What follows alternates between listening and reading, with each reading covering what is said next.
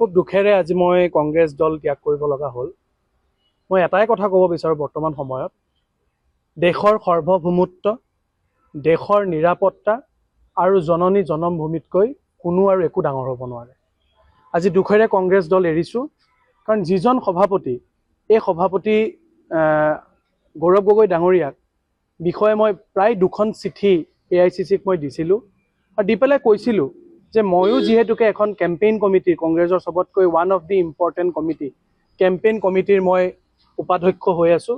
গতিকে আমাৰ কেম্পেইন কৰাত অসুবিধা হ'ব, এটলিষ্ট গৌৰৱ গগৈ ডাঙৰীয়াই এই গোটেই কথাখিনি তথ্য অনুযায়ী ক্লিয়াৰ কৰক যে পাকিস্তানৰ কথাবোৰ মিছা, পাকিস্তানৰ কথাবোৰৰ লগত কোনো সম্পৰ্ক নাই। কিন্তু আজি যিখিনি কথা ক'লে, এইখিনি কথাত কেতিয়াও মানি ল'ব নোৱাৰি। আৰু এই গোটেইখিনি কথা মই য'ত যেনেকৈ আছে, কাইলৈ মই অসমত গৈ, আজি মই অসম যাম, কাইলৈ 2টা বজাত মই সংবাদ মাধ্যমৰ যোগেদি অসমৰ ৰাইজক জনাম। কিন্তু প্ৰথম প্ৰতিক্ৰিয়া হিচাপে আজি খুব দুখেৰে কংগ্ৰেছ দল ত্যাগ কৰিছোঁ, পদত্যাগ কৰিছোঁ।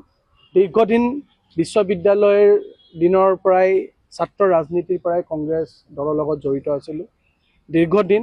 আৰু মুক্তিযোদ্ধাৰ পৰিয়ালৰ, মোৰ নিজৰ ককা দেউতা 2 বছৰ জেলত আছিলে ইণ্ডিয়ান ইণ্ডিপেণ্ডেঞ্চৰ সময়ত।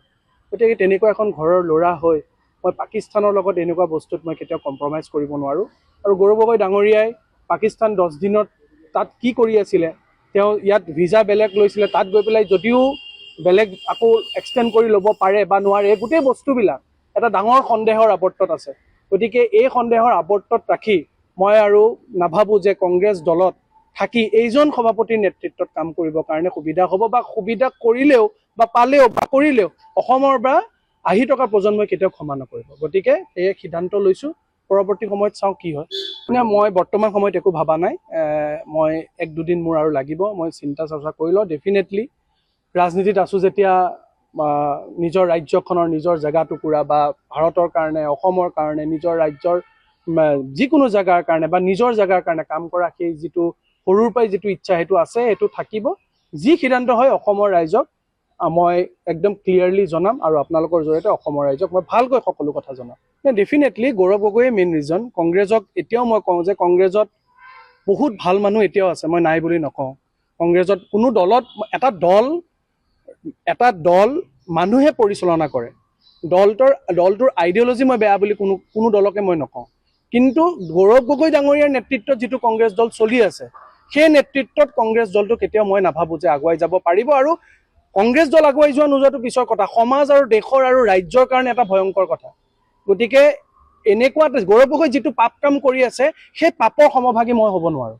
নাই, মই কৈছোঁৱেই, যেতিয়াৰ পৰাই মুখ্যমন্ত্ৰী ডাঙৰীয়াই এই কথাটো আনি আছিলে বা বিভিন্ন ফৰামত কৈ আছিলে, মই 2খন চিঠি মই মাল্লিকাৰ্জুন খাৰ্গে ডাঙৰীয়াক দিছোঁ, কিন্তু তাৰ কোনো মই উত্তৰ পোৱা নাই পাকিস্তান ইছ্যুটোক লৈ পেলাই।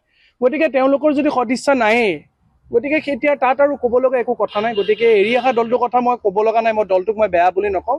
কিন্তু গৌৰৱ গগৈ ডাঙৰীয়াৰ নেতৃত্বত অসম আৰু ৰাজ্য, আমাৰ অসম ৰাজ্যখন বা সকলো জেগা একেবাৰে সুৰক্ষা নহয়।